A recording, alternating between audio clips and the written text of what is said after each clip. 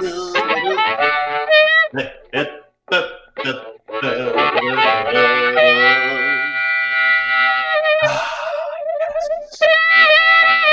friends. Welcome back. Good to see you. My name's Dean, and happy holidays. Merry Christmas. Whatever. I like to get it all into one comment, right? So you don't have to break it up. You don't have to have those siloed conversations. We'll talk about that. We'll talk about a few Christmassy things. We'll talk about a couple politically things. It's Thursday. We're backed up a few days, obviously. Every Tuesday, normally, I have this guest on who's more than a guest. He's a mentor. He's a friend of mine. He's a friend of yours. He's a radio broadcast legend in the United States and here in Canada. Please welcome back to our first post-Christmas show, as a matter of fact, Mr. Charles Adler. Chuck, the truth-telling Wolverine is here. Nice to see you. How are you? This is a joint show. You promised that we would start each show with Dean and Chuck. I'm Dean Blundell. I'm Dean Blundell. I'm Charles Adler. Yeah. It's Charles Adler. We didn't do that this time. Well, I don't know if I promised. It was more like a loose, loose short. Right? No.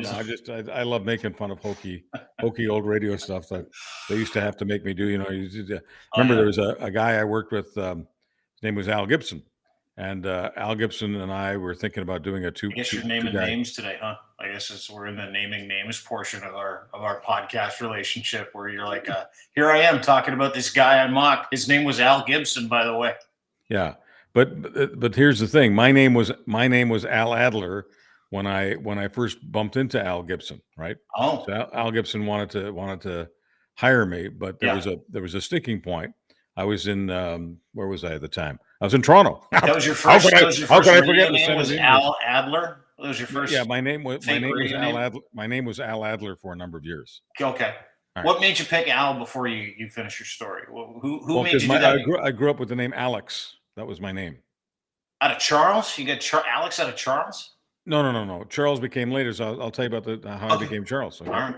So Al Gibson wants to hire me to do a 2-person cast and other stuff for him to work in his newsroom in London. I fell in love with London. I was bone tired in Toronto. I was doing 4 different jobs, and let's just say I needed to cool out a little bit and just do one job in a place where I wanted to live, where I wouldn't be, going back and forth. Like when people ask me about 905, and I tell them like I know 905. Well, the reason I know 905 because I've driven every acre of 905, including the piece of territory that you happen to live in. I'm not going to mention it because we want to keep things confidential, but I'll just say that Dean Blundell, my partner in slime, lives somewhere in the most important political region of Canada, meaning it's where the biggest battlegrounds are. It's where most of the battlegrounds are.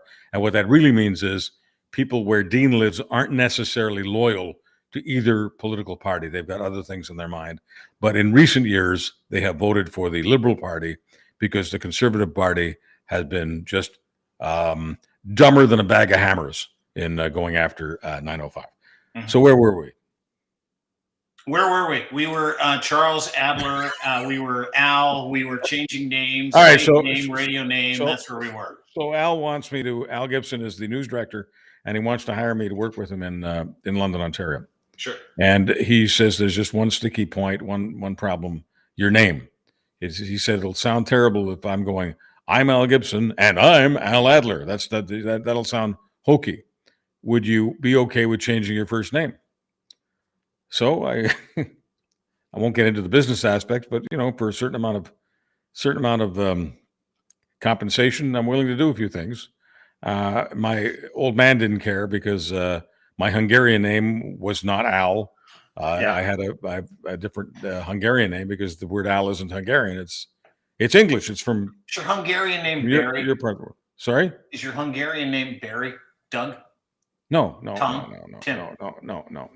Anyway, so Alex is the English version of the Hungarian name. Okay? Okay. All right. Alexander is, I'm the Hungarian version of Alexander. Okay. Anyway, so my name became Alex for years, and then got into radio in Calgary. My first on-air gig was in Calgary, and just moments before going on the air as Alex Adler, Keith James, my boss, says, "You can't say Alex Adler. It doesn't sound smooth. We can't get our jingle singers to sing. You're going to have to shorten it." to something that sounds easier to say and much better for radio and much better for Calgary. I said, what do you want me to call myself? He says, well, I want you to call yourself Al. That's just easier, Al Adler. So he named me, okay? So he was the first guy who named me in the business. That was in 1974. So Al Gibson wanted to name me, wanted to give me a different name. So he said, I'll give you a different name or else you can pick your own name. So I'm watching Charles Kuralt at the time. Do you remember Charles Kuralt? Oh, yeah, Charles Kuralt, CBS Morning News. Okay, so that was my favorite. Right? Charles Kuralt. So that's when I was having the conversation with Al. Al's in London. I'm in Toronto, and I'm watching Charles Kuralt. And as he's telling me whether I'd consider changing my first name, never liked the name Al. It just was like a radio name. I never liked it. Yeah. So I said, well, what do you think of Charles? So he says it 2-3 times, Charles Adler, Charles Adler. And he's in London. London at the time was, I don't know, 95% of the people there were from from Ireland and the British Isles. But your motherland. They're from your homeland. Yeah. Okay, yeah, London's so homeland. Okay, all right, fine. So I loved London. God, I loved London. Anyway, I said, what did Charles say? Swirls it around in his mouth, Charles Adler, Charles Adler. And he says, that name is 1,000 times better than Al Adler. I said, you know what? I agree. He says, we're writing up the memo right now telling people that Charles Adler is joining us, in 2 weeks, blah, blah, blah, blah, blah, and doing mornings with me, etc. So it was just that easy. That's how Charles Adler became Charles Adler. Charles Adler was born in the summer of 1981. That is awesome. So that makes it. So what's the math there, bud? Big hog. 81 an hour. That means you are 40. 43 years? 40. Yeah, I'm in my 40s, and I don't look a day over 43, do I? No, you look terrific. I wouldn't. But it goes back to and I'm sure not a lot of people know this now, because like authenticity is really important in podcasting. Yes. Like if your name doesn't really matter, no one's changing your name. But back in like the 30s, 20s, 30s, 40s, to hide culture in names, to hide religion in names. Movie stars, presenters, TV people, radio people used to like pick different names. Like they would sit down and have a brainstorm. Okay, we got to come up with a new name because Jaime Schmickelwitz is not going to work. Torrance Lobotomy Head is just not a name that you can use on the radio. So they come up with names like Smith or Marilyn Monroe, right? She was Norma Jean something. I can't remember her last name. And it was just like regular fare. And I remember when I started in radio, I used to laugh at those stories. I'm like, who does that? Like, who just picks a different name? Like Engelbert Humperdinck. I know why he picked that name. I totally know why he picked that name. His real name's like Bob Smith or something like that. It's like, no, his name. I've interviewed him. His name was George Dorsey. Yeah, way better name than Engelbert Humperdinck. But again, it's all showbiz, right? And so when I first started in radio, and I remember it was like 1996. Was it 96? I go to Fort McMurray for my first radio gig. And this guy meets me at the front desk, and he's like, Dean Blundell? I was like, yeah. He's like, it's no longer your name. I'm like, excuse me? He's like, it's no longer your name. And if you know me, I don't like that stuff. I don't like the performative, like, hey, you got to call yourself something. It just was, he goes, what's your middle name? I'm like, James. He goes, Dean James? I go, yeah. He goes, you're now James Dean. And I went, oh, God, no, please don't do that to me. And he's like, we're doing that too.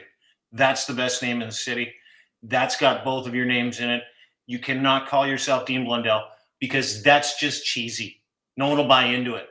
People need to be able to say your name. Blundell doesn't roll off the tongue. Blundell, Dean Blundell, Dean Blundell. You can't do it. So first radio show, I say my name. And he says, you say your real name one more time, you're fired. So I had to be James Dean literally for the entire solid 6 months I was sentenced to doing morning radio on Fort McMurray. And the mockery that I received when you'd go to a pub or you do a remote or you'd show up to like host a concert, like, oh yeah, it's your real name, eh, James? Nobody ever bothered me about my name, Charles Adler. Nobody. Well, I know. Not even you. Nobody ever bothered me. Yeah, I know, but there's no like super. And what happens if you use a name? If you use a name over and over again, Adler, right? I've been using the name for over 40 years. I mean, I actually think it's a great name. It's a great name. You answer to it. I never answered to James Dean. You can yell my name in a crowd, like going to like a concert or something. James Dean. I'm like, oh, someone's mocking me for sure. I never wanted to turn around. And I'm glad that time's over. Like, I don't know who wouldn't use their real name now. Like, I mean, you're Charles Adler, so you have to be Charles Adler. It's like when someone gets divorced and they're like, I was married for 40 years, not changing my name back. Like, I get that part of it. But like, for people that are getting into this game, don't pick a fake name. Don't do that. The important thing to me was always my last name, keeping my last name, because I relate to that as that's my father's name, that's my ancestry, and all the rest.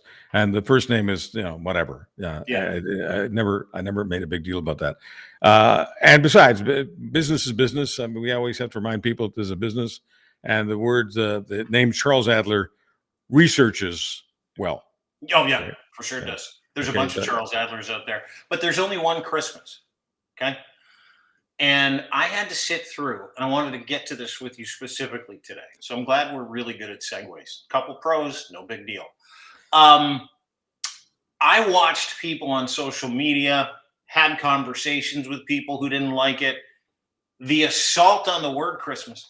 You guys, you're coming for Christmas. You're canceling Christmas. It's all from the right, by the way, the extreme right, who are somehow convinced over the past couple of years that progressives want to do away with the word Christmas, replace it solely with happy holidays or whatever, some kind of overly stupid, woke, extra inclusive thing, which isn't the case.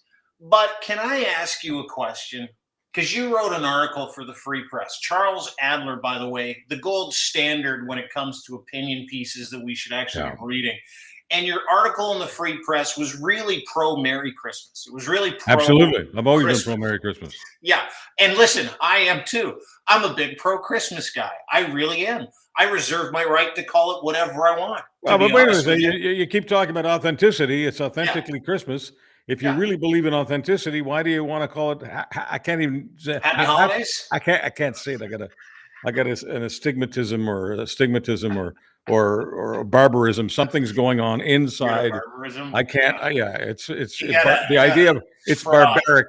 Okay, to call it a hap is a barbaric practice. Okay, hold it. I can't do that. And I get it. I get that. I get Charles Adler, my buddy Chuck from the Charles Adler podcast, my mentor, my friend, the gold standard in podcasting and broadcasting in this country. I get that you are a traditionalist. I know you like being at the core. That's what I am. I sometimes people make fun of me and they don't think I'm a traditionalist because I don't support the Conservative Party of Canada with Pierre the Apple Eater and all that intelligent stuff they do. Anyway, because I'm not a big supporter of the conservative, they think, oh, got to be a liberal, got to be a communist, got to be Antifa, whatever. But those people just obviously don't know me because I've been doing business since I was 8 years old. And there's no more pro-business person than me. So no, the socialism and the communism thing doesn't do well with me. And I don't believe the Conservative Party is wonderful for the economy. If I really thought the Conservative Party would do gangbusters for the economy, I'd give the Apple Eater a big bear hug. Yeah, but he's not. They're all liars. I get it. Let me get to the issue at hand. Christmas versus happy holidays. Does it have to be both? And in your Free Press article, which I read with gleaming eyes this morning, I was like, ooh, this is going to be fun. We can talk about it in the podcast.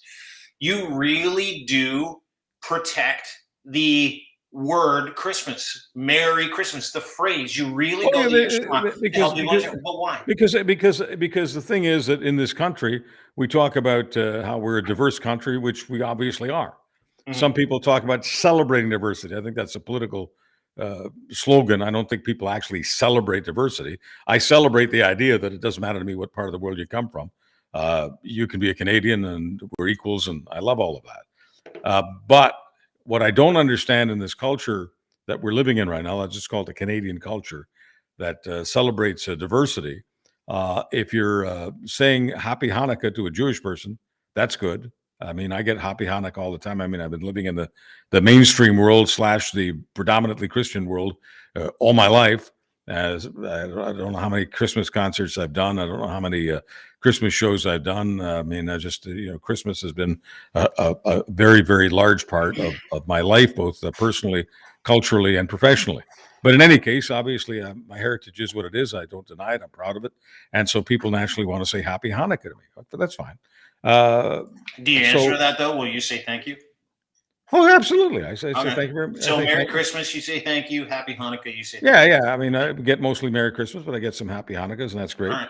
But here's the deal: if you're talking about Hanukkah to a Jewish person, you say Happy Hanukkah, and if you're talking about Ramadan to a Muslim person, you say Happy Ramadan. And there are different words for Hindu faiths and Sikh faiths and all the other faiths and all the other cultures. It's only it's only the Christian culture, okay, which is still what the majority of people are connected to, whether they go to church or not. This isn't a religious statement. This is about culture. Most people, are nominally Christian from the Christian culture, and they're the only ones in this country who are told, tone it down, tone it down. Say Happy Holiday. And so I think there's something really hypocritical about that. And to go back to your business about authenticity, I don't think it's authentic. I mean, you're at a Christmas party and there's a Christmas tree there and Santa's there and all the rest of it, and people are uptight about saying the word Christmas. They're going happy holiday, and of course, it's not just individuals; it's businesses. Often it's the government. So I'm not one of these right wing zealots, and I'm not talking about the war on Christmas and they're trying to stop Christians from being Christian. No, that's not my point at all. I just think that in a society where we uh, celebrate, venerate, whatever you want to say, where we honor the idea that every culture can keep all of its cultural trappings, which I'm totally fine with, including what it wants to call its holidays, and we honor them by using the names of those holidays. Why are we uptight about saying Merry Christmas? It makes no sense to me. Um, Great question. And I completely understand the question in terms of the context you delivered your statement and your question with. Why? Like, why are we going after it? Couple questions I would ask as we get into the minutia of Christmas. Merry Christmas, And everybody. by the way, if I can vent a little bit, Yeah, Young and the Restless, which is my favorite TV show of all I time. know. Okay. It's I've been watching Young and the Restless for 40 4 years, years. ever since I've been Charles Adler. Okay. Yeah. I've been London is where I started watching Young because it worked out Right. very well for me. I was doing the mornings and in the afternoon I'd be watching anyway. Young and the Restless. Okay, Right. love the show. I have a PVR like everyone else does, You and live for it. I Victor have not Newman. missed. I've not missed an episode in 40 plus years. Okay, so that's my favorite TV show. And Young and the Restless for years. Merry Christmas, Christmas carols, all the rest of it. And lately, not so much. Happy You've holidays. got Victor Newman and all of the other characters at the end of the Christmas show saying "Happy Holidays" and big, up on the screen, big red letters, Yeah. "Happy Holidays" from the Young and the Restless. Why? Why can't you just say "Merry Christmas"? Well, let me explain it from my perspective. I love the fact that you just included the whole thing about your Young and the Restless kink, by the way. I think that's incredible, Chuck. That's real openness. Vulnerability is the connective tissue of human beings. Thank you. I appreciate it. Couple things. I need to ask you a couple questions as a traditionalist, as someone who's very well purported to be able to talk about this subject. Merry Christmas and the words that are in Merry Christmas and what they mean. Do you think it is more economical when you're in a group setting where you don't understand where people are from or their sensibilities? Economical to say Happy Holidays? No, if it's Christmas, I just say Merry Christmas, and I expect other people to say Merry Christmas. I don't need to say Happy Holidays. Okay, that's my first question. Second question is, Well, have you been in a real life situation? have you ever said Happy Holiday to a Jewish person during Hanukkah? Have you ever said Happy Holiday? I'm sure I have because it's all I say now. It's all. Okay, I see. So you're really anal about this H word. No, I'm not anal at all. Let me get to my next You're a question. holidayist. No, You're a I'm not holidayist. All right. holidayist. Holidayism, folks. No. Let Bring me it. get back to it. Let me get back to it. Hope nobody sues us Have for you been in supporting a? holidays. I'm sure it'll happen. I've been sued for less recently. Have you ever been in a real life situation, RIL as the kids say, in real life, where you've said Merry Christmas and the person you said it to has turned around and taken extreme offense to it? Never, ever. Me neither. I Never. think this problem, number one, exists solely on social media, almost exclusively.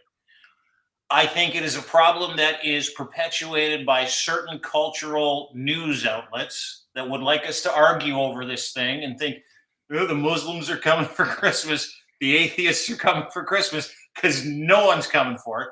And as a proud agnostic, as someone who has flipped the bird at organized religion publicly and proudly, I have no problem saying Merry Christmas. Do you know why? I as well like it. However, I'm not rigid enough in my thinking anymore to go, that's it, they're coming for my ability to say Merry Christmas. To the point where I'm like, okay, I can cut through all the mess with two simple words that not only protect me from having to have a drawn out conversation if it ever happens, because that's why I use the word economical, a drawn out conversation if it ever happens about the importance of me a la carting my holiday greetings to human beings that I might meet along my journey, because I ain't doing that. So my whole thing is, because I'm lazy, Chuck, that's really the bottom line. I'm lazy. And the path of least resistance for me as I'm approaching people of a kaleidoscope of colors, cultures, and races, belief systems, ideologies, to me, it's just way smarter in those pinch situations to go, you know what? I'm going to combine Christmas over here, Kwanzaa, Diwali, Hanukkah, and all the different holidays that somebody might be celebrating. And listen, it is not out of sensibility. It is not out of extreme sensitivity. Which holiday is being celebrated? It is for me. It's all about saying, you know what? Got it. I'm going to stay out of your wheelhouse, and I'm going to keep it in mind, and I'm going to say happy holidays, and I'm going to move the fuck on with my peanut butter. I got it. You're lazy and you're economic. I get that. Correct. Yes. But which holiday is being celebrated? Which holiday is being celebrated around the world on December 25th? Which one? I don't believe in any religious holiday. So Christmas is the family holiday that we have traditionally celebrated for 4,000 years, 2,000 years before the birth of Christ, who apparently magically dropped on the same day we had Roman Christmas for the previous 2,000. Anyway, December 25th, only one major religion celebrates on December 25th. Yeah. That is the Christian religion. We are members of Christian cultures, regardless of which countries we come from, as long as we're coming from the Western world. I'll give you an example. I mentioned some of this. And then I want to ask you a question about Sunday shopping, and then we'll go on. Okay, no problem. So this is not me evangelizing for Christianity. This is about something that's larger than religion for most people, and it's the culture they come from. By the way, tough crowd if you planned on evangelizing and converting me today. I get it. I get it. You're a rebel, and you're Martin Luther every day, right? Nailing it to the church door. Trying to. I get it. Listen, everyone's got a shtick, but anyway, back to what we were talking about, Dean, and it's your job to remind me what it is that we were talking about. We were talking about Christmas, the word, the name, how I'm easily in the culture, pliable in the culture, how it's like, hey, listen, I'm economical. This is all about me trying to wrap it all up real quick so I can get out of your store. That's what I'm doing a little self-deprecating humor, folks, for those people who take everything literally, and I know that that's the case. And for the people who are major critics of mine, they say he's old, he's really old, So every now and then I do what am I talking about? Where were we? To be fair, anyway. you and I are our own worst enemies, where we like to go off on tangents. I do it to you probably 3-4 times every single phone conversation where I'm like, Chuck, what was I just saying? So it's not an age thing; it's an us thing, dude. We're a jazz group, Yeah, I do some riffs with my tuba, and then you do some riffs with on my jazz flute. Yeah. We're flautists, we're flouting all kinds of traditions right now. But what I mentioned in my column was, you see, I do remember what we were talking about. It was great. And in my column, I mentioned that I come from. It doesn't matter that I'm of the Jewish heritage, and yes, I'm not religious at all, but I come from people who are highly religious, especially on my father's side. However, the point is that despite the fact that in the country I was born in, Hungary, Jews paid a very, very high price for being Jewish, because there were 800,000 Jews in Hungary, along with 8 million Christians in 1941. Okay. And by 1945, 4 years later, there were only 265,000 Hungarians, from 800,000 to 265,000. They did not die of the flu. Okay. They were murdered in the Holocaust, and many of those who were murdered were members of my family, my extended family. So I do take seriously where I come from. I know exactly who I am.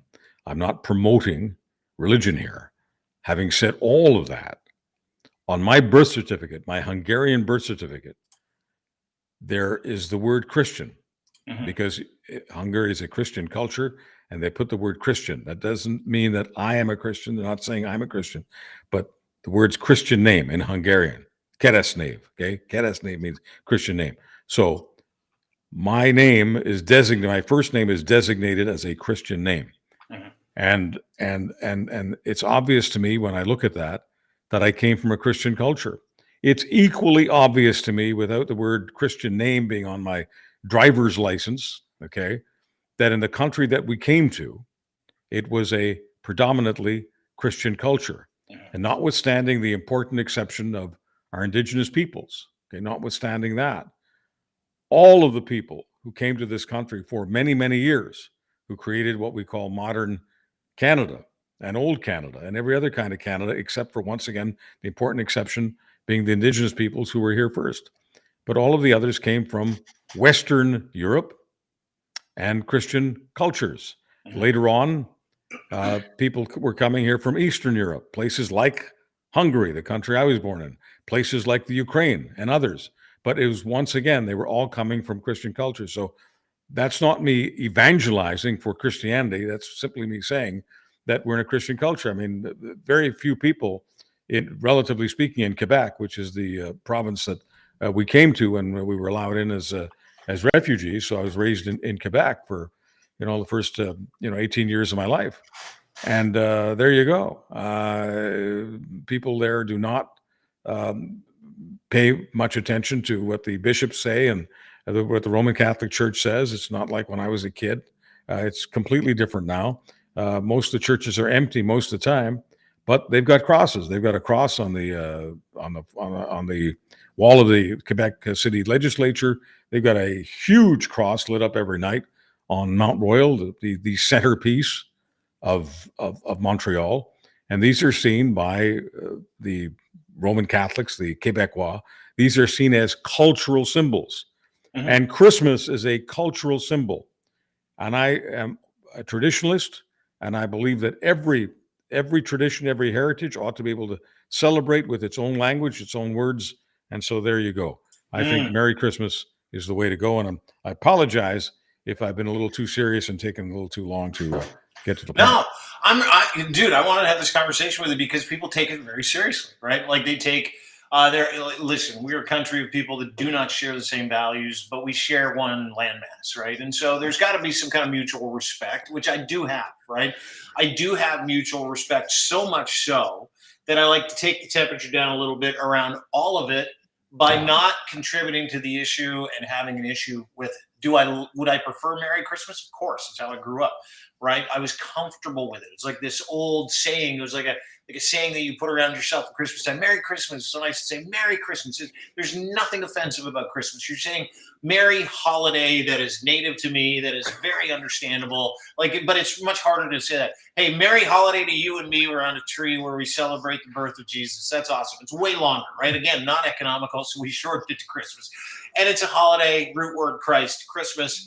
It is tradition. It is culture. It's not necessarily about ideology, but for some reason, outside forces will tell you, and people in that faith, just like they tell Muslims they're coming for you, they tell Christians they're coming for you.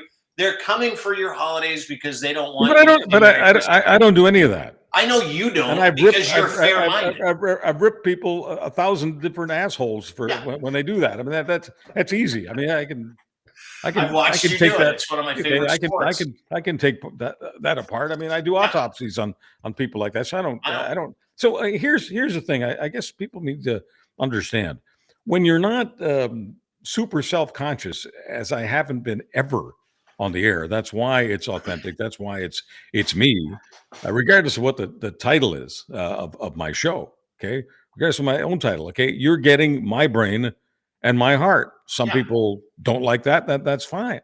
But the thing is, when you are when you do have some self-confidence and you're not self-conscious, you don't worry that, oh my God, if I take a shot at people for doing this happy holiday thing and basically telling people who are of the Christian culture, no, don't say that. You might offend someone.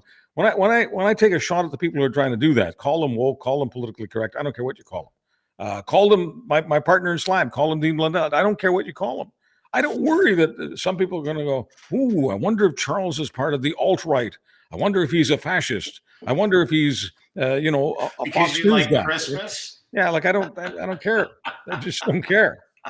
Hey, I was thinking about it the other day, just to throw like a little interesting wrench into this whole thing. Let's say you and I decide to immigrate to Bhopal, India, right? Bhopal, okay.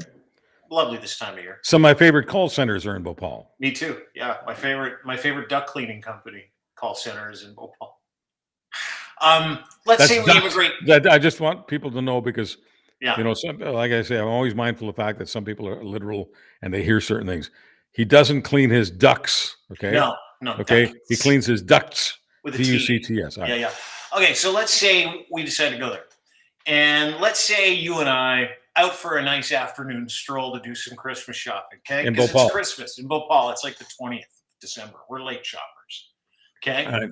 And let's say we stroll into a department store in beautiful Bhopal, India, where I believe they celebrate Kwanzaa or Diwali. I don't know. I haven't. Don't care.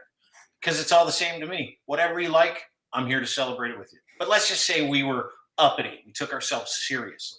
Yeah. We took Christmas very seriously. Like a lot of people out there tell us to take it.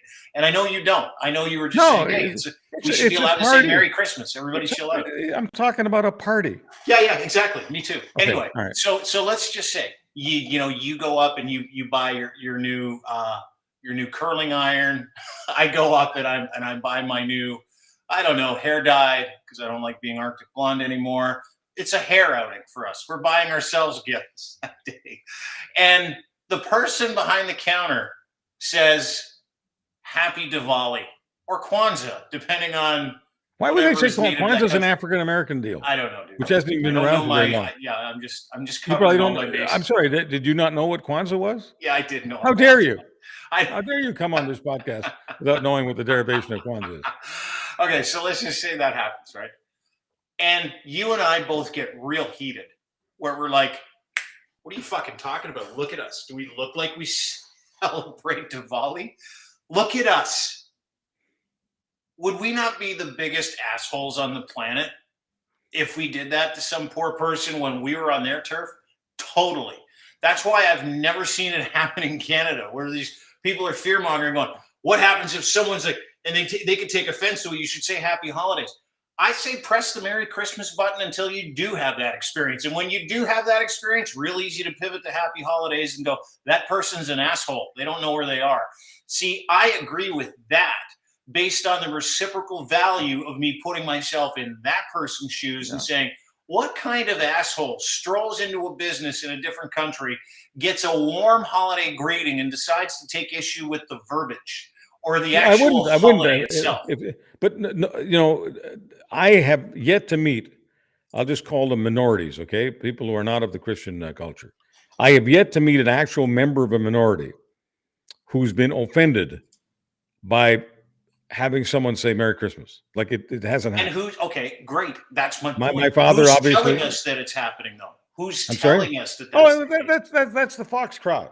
Yes. Now you got to remember, I've told you a million times, I have lots of blood on my hands. Okay, I've written a lot of talking points for the right, so I know how the game is played. Did you ever, in like any strat plan for the political right, when you were writing talking points for them, go bring up Christmas, watch everybody lose? The war on Christmas? Yeah.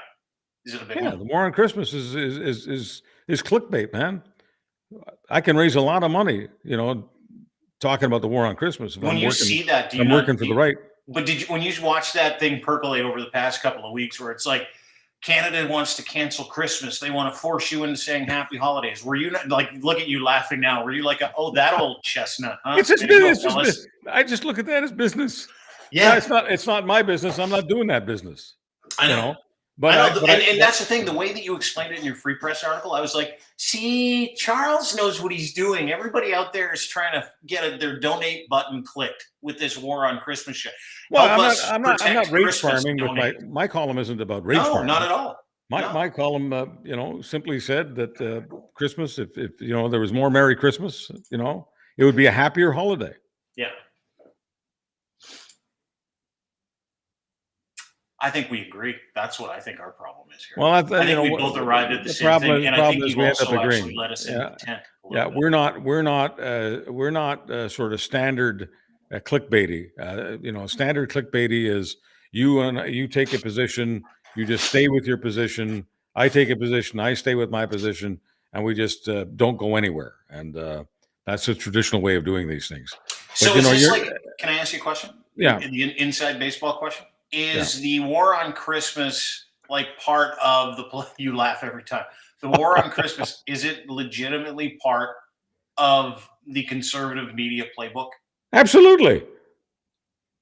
Yes. I mean, it has been for at least 25 years, maybe longer. Did you start that? What's that? Did you start that? Was that you? No, not necessarily. But I've been around, I mean. I know, but you've been doing this for like 40 years. Yeah. You know all the players. You speak your mind, which is why they don't like you anymore. And you're watching them recycle all your old bits. So you're not like a radio guy. You're like, what do you guys do? Like, of course I'm going to speak out against it. Well, from a business perspective, just pure, once again, just follow the money and follow the business. From a business perspective, one of the reasons I tend to be so dismissive of some people on the right who are, floating these brands and getting I just find some of it so uncreative, and they're so serious all the time. They're so sanctimonious all the time, especially the apple eater.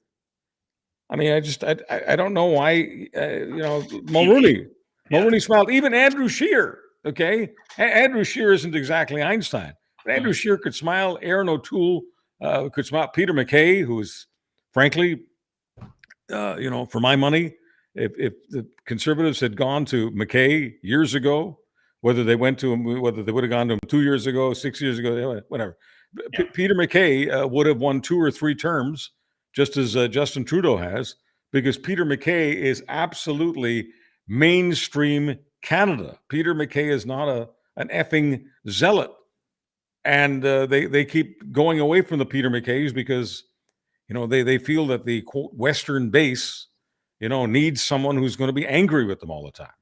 Mm-hmm. Prime Minister, were you there? Were you there? Yes or no? Were you there? Yes or no? How much money? Come on, tell us. Everyone wants to know how much money. 6,000, 8,000, 12,000. What's the number? What's the number? What'd you spend? I mean, who in mainstream Canada wants to listen to someone talk to you like that? And everyone has met those kinds of nerds in high school. They used to get pounded because it's so freaking annoying. What's the number? What's the number? Yes or no? Yes or no? Yeah, just to petulant little pricks. Apple Orchard. Who said? What said? Where'd you read? Where'd you see that? Where'd you see that? Who? What? What is that? Gaslighting. It's and I read this incredible article this weekend, and I'm remiss to say where it was. It might have been in the National Observer. I'm not too sure. I don't know how old the article was. Can't speak to it. I should have come prepped for it. But I read this article. No, was it in the Star? I can't remember. It doesn't matter. On how people on the left need to get their shit together because people on the right treat that kind of bullshit like it's legitimate. Like it's a legitimate way to be. You read that in the Star. Star. That's where I read it. Yeah. And I started laughing when I was reading this. I'm like, man, it must be incredible, like to be part of the political ecosystem that has the ability to weaponize Christmas to a group of people who are like, yeah, now I'm mad. Yeah, that guy just told me something. Now I'm mad. Now I need to reach into my pocket. I need to give those guys money so they can protect my ability to say Merry Christmas unfettered. 365. Like it astonishes me on a daily basis that we are, and these are the people that call everybody else sheeple, by the way. Just let me remind you, Those are the people that think that we're all in the rinse cycle of like the Matrix, or like, you need to think for yourself. They're being told things like Justin Trudeau's responsible for your rent. Canada's broken. This country's an embarrassment. There was a Canada Proud thing this morning. Embarrassed to be Canadian. This country's an embarrassment. And that subset of people, they believe it. And they're not only do they believe it, they get angry to the point where they buy in like there's some kind of weird warrior for something, where they give people money and then they get angry at their neighbors. And now we're back into this whole conversation we like to have from time to time where it's like, what is wrong with everybody? I find it amazing. And I can't, I'm not a smart guy. I'm really not. But I can't believe I am that much smarter than those many people to be able to see the writing on the wall. You have the added benefit of being a cog in the machine of that network for a long period of time. I know lots of Dean, I know lots of people who are really smart and very successful in their professions and their businesses who do believe that Justin Trudeau is destroying Canada. That's what they believe, and they are part of the conservative ecosystem. They read the National Post, and then their friends send them all these emails, and they're smart. They're smart. If they ran their businesses the way they ran their politics, they'd all be out of business. But it's a separate part of the brain, okay?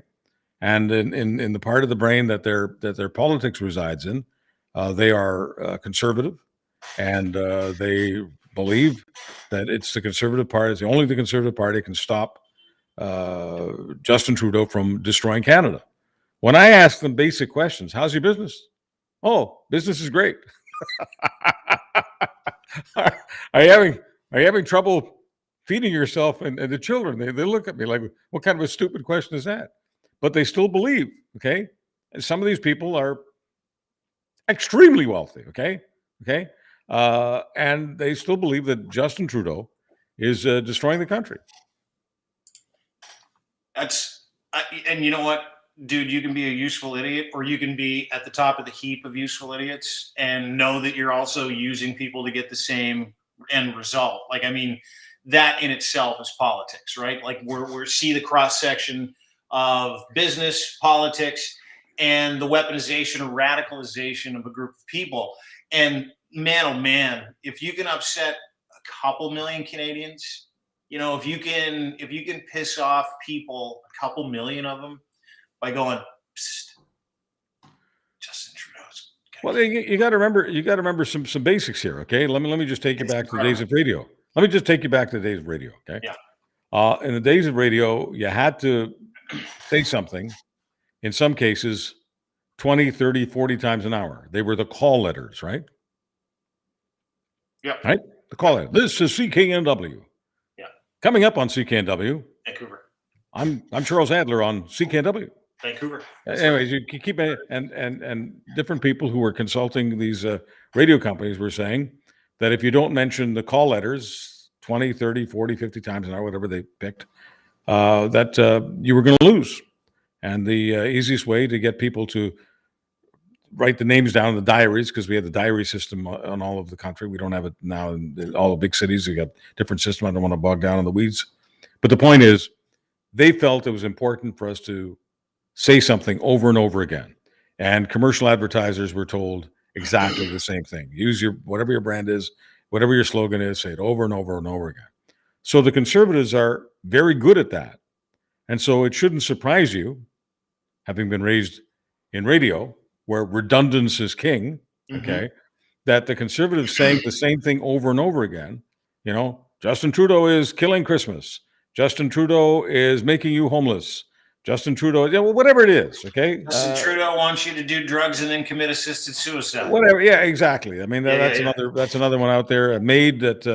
What MAID is all about is helping people to off themselves. Okay? Yeah. And because Justin Trudeau is for people committing suicide. It doesn't matter how outrageous it sounds. They keep saying certain messages over and over again. No different than Poilievre. Yes or no? Yes or no? How much money? How much money? What money? What money? Where's the money? Where's the money? That stuff, even though it sounds completely inane to you and me and to millions of people, to other millions of people, he's the serious guy. He's holding Justin Trudeau's feet to the fire. Where's the money? Where's the money? How much money? Where's the money? Where'd you go? Yes or no? And that's what I find simply unbelievable. Well, right? It's working. I know it works, you know, and I'm watching this movie last night. It was about the war in Operation Market Garden. It was on Netflix. And it was the liberation of this island in Belgium, Antwerp, right? Yeah. They needed a port back in 1944 when Allies started to push back. They needed a port. And so they're like, you know what, we need to go in. And it showed the cross-section of three very different people, different relationships coming together at the end of the movie. And it was outstanding. I really enjoyed it. I love those kind of based on true stories, historical dramas that explain different parts of the war, right? Like I enjoy that. I'm a bit of a historian, amateur historian, if you will. And so I'm watching this, and these two German soldiers that had been injured in battle, as they were retreating, are talking in a hospital. And this one guy says, "Hey, I want you to know something."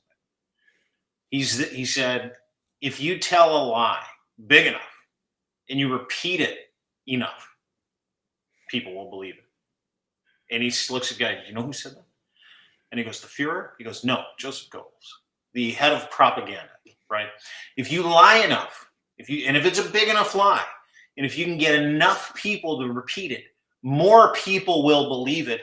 And that will then be their truth. That will be what they believe, and they will take action on it. Is that what you're talking about? The Conservatives are much more disciplined and much more focused at messaging. And they don't have very many messages to offer. They don't need to have many messages. They offer messages that make sense to enough people who hear them over and over again from their friends. And as I say, one of the great advantages I have of being on the prairie, okay, is I hear it with my own ears. Sure. I don't need a pollster to say this to me.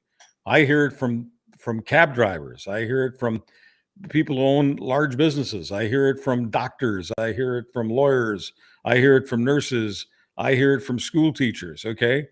Many of them are convinced that the housing issue, okay, and the biggest issue they talk about all the time, the price of food in the supermarkets, they are absolutely convinced that Justin Trudeau has done a number of things to make life less affordable. And even to the business people whose their lives are, affordability is not an issue for them. They think about their employees. They think about being able to get employees. They think about a whole lot of things that have to do with how effective the society can be and how safe the society can be. And they feel, regardless of how they feel about Poilievre, because many of them don't particularly like Poilievre, they feel that the Liberals need a timeout. And the only party that can give them a timeout is the Conservatives. And they really believe this. They believe that Justin Trudeau has been doing a lot of damage and that he's continuing to do damage. And it doesn't matter, how many stories you come up with about how, well, here's how propaganda is done. Here's how messages are conveyed. I'm not disagreeing with you. I'm just telling you that the Conservatives are a lot better at doing it than the Liberals are. When it comes to messaging, if this is a hockey game, some of us are watching the World Juniors, okay? If this is a hockey game, right now, as of today, the Conservatives are Canada and the Liberals are Latvia. Yeah. And I'm not a liberal. I'm not a basher of the Liberals. I'm not a basher of Trudeau. I get accused of, being on Trudeau's payroll. Truckloads of money come to my place every day. Delivering. That was the best tweet I've seen you put up in about a week and a half, where some guy's like, you get paid by the libs, and you're like, yeah, $100,000 today. UPS is pulling up with another $200,000 tomorrow. They're just going to back the truck right up, kid. That's what they're going to do. And I also told him that I get every business quarter, every financial quarter, at the end of each quarter, I get 1% of all the carbon tax that's collected. Because people are absolutely convinced that the carbon taxes are what's causing the price of blueberries to be too high. Blueberries, $8 for a basket, got to be the carbon taxes. It's the carbon tax, yeah. Fun Dip has gone from 25 cents to 50. It's a goddamn carbon tax. Fun Dip has never been this much more expensive. Eat More for $2.50? Are you kidding me? Carbon tax contributes, according to economists who are much smarter than you and me and aren't left or right, the really dweeby boring people. Anyway, they agree. Carbon taxes contribute 0.15%. 0.15%. Okay. That's less than 1/3%. Okay. To inflation. Well, I know I'm angry. It works. It works. Charles Adler, ladies and gentlemen, the Charles Adler podcast. This has been a Dualcast co-production of the Charles Adler podcast. Let's do it right. You say your name. All right, let me get there. My name is Dean Blundell. And I'm Charles Adler.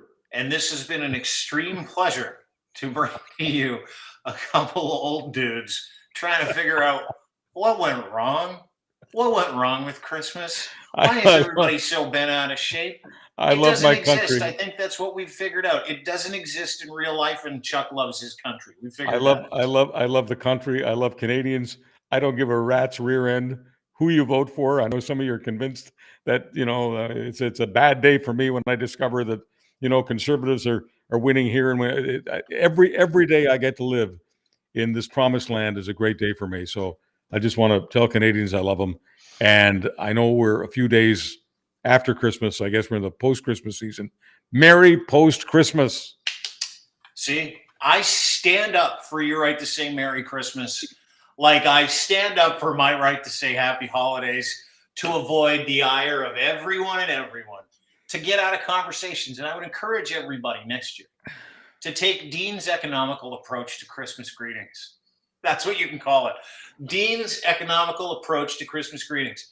Happy holidays you can use from December 15th to January 3rd, and you don't have to cater to anybody or worry about a single thing. Get economical next holiday season, everybody. You're so woke. Whoa. And by the way, did you see the Ricky Gervais Armageddon special on Netflix? Not yet.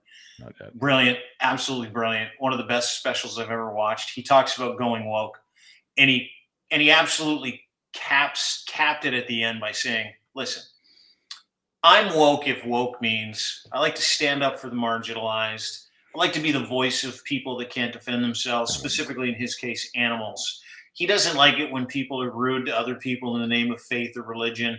He likes it when people are protected, supported, and pushed through life. But if it means calling someone an effing C, or telling someone that they're this or they're that, and if it means pouring paint all over something at the Louvre's because you want to prove how woke you are, you can FO. You can take right off. You're not part of the woke tree, because there are extremes on both sides. And the way that he explained it, I thought to myself, man, if there's a mandate for crier media as we move forward when we're talking about doing accountable content, if there's a mandate for what we're doing, it's that. It's pushing back against the ridiculousness of the notion that some people just can't say Merry Christmas anymore, protecting your right to be able to say it because it's highly unoffendable and it's not offensive whatsoever. If people choose to be that kind of idiot, then you can choose your response to those people. And that's the world that I want to live in. I don't want to live in a world where any extreme tells me what I can and can't say or do when I know I'm not doing anything to be hurtful. Why are you holding up that glass of water? Because I want people to know that I can't possibly be an idiot. I've just drunk. Okay, there's a good word. Drunk. I've just taken in a quarter. Right? A quart. There's an old term too. I prefer quarts to liters. Okay. Okay. I'm going to Becker's for a quart of milk. Yeah, we got it. Why is Becker's calling it a liter? I want a quart. Anyway, I've had a lot of smart water, and despite that, my partner here has just called me an idiot because I insist on saying Merry Christmas. I know I didn't call you. I said I stand up and in front and shoulder to shoulder with your right to wish someone at Byway a Merry Christmas next year. And I support your right. Okay, I've never told people how to speak. I support your right to say whatever that Happy Holidays. Whatever that term is. Yeah. Okay. Dean's economical Christmas greeting. You have the right to do it. Thank you. I love Canada. I love Canadians, and I love Christmas. I do too, and I love me some Charles Adler. Thank you for your time today. This Dualcast, of course, brought to you by Charles Adler's podcast, the Crier Media Network, and, of course, this podcast as well. Charles, Merry Christmas, buddy. Never have I enjoyed 54 minutes and 32 seconds more than the 54 minutes and 32 seconds that we just did. But one bottom line that I'd love to offer, I don't care, religion, heritage, cause, woke, schmoke, whatever. Some people have no sense of humor, and those are the people that I have a problem with. Those are the only people, because when you have no sense of humor, which is the great lubricant of life can rub you raw. Well said, for a bunch of reasons. Thanks, Charles. Great to see you. Great to see you, big hog.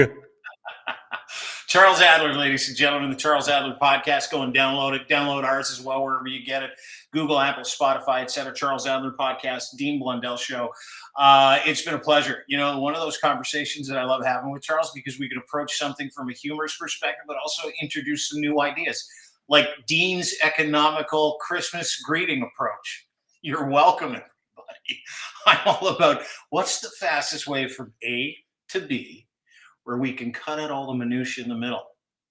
Holiday time, Christmas time, Kwanzaa time, Diwali time, Hanukkah time. Hey, I love all y'all. I love everybody out there. I support your ability to do whatever you want, as long as you're not ramming it down someone else's throat. That's when you get my attention and Charles's attention, because there are human beings on the other end of these wars against your holiday. Insert holiday here. And we're not driving that war on Christmas bus. They are. So don't buy into it. Merry Christmas. Happy holidays. Happy Diwali, everybody. Have a great day. Thanks to everybody for being part of the show. Thanks to our friends at Gitch for making this possible. Luxury branded boxer briefs, pouch in the front. These are underwear that you cannot miss with. Underwear that fits you perfectly. Super breathable boxer briefs. Right now, you can use promo code GITCH3 to get yourself a pair. And you'll get a pair for free when you order 3 or more. edsfineimports.com. edsfineimports.com. Gitch, the number 3. That is your promo code. Do yourself a favor and order a pair today. In fact, order 3 and you'll get your free pair.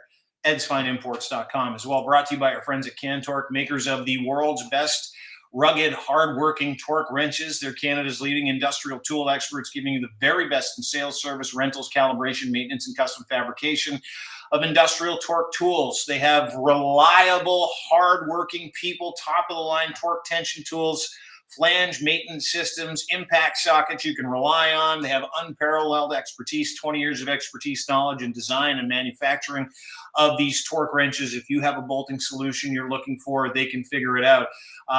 From tool rentals, calibration services, repairs to custom fabrication, distribution opportunities, Cantork offers a full range of services and products, and they will make you your one-stop shopping destination for all your bolting needs, saving you time, effort, and hassle. Their new website is Bangarang. Go and check it out today. Go to cantork.com for more information. And, of course, brought to you by our friends at Muse on the Mic, Emily Riley. Their new podcast is called museonthemic.com. Muse on the Mic is where you can find them on Patreon as well. Brand new podcast you can get at Crier Media. It takes you behind the scenes in the body parlor, body rub industry.